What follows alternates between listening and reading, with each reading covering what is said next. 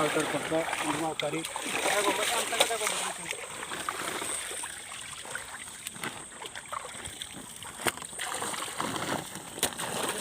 Helmet വേണം.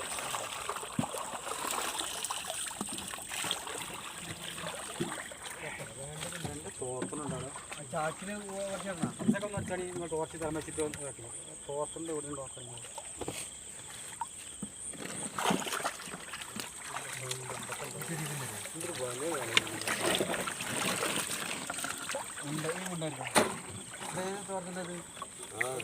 ഇതാ കണ്ടു കൊണ്ടാവാം.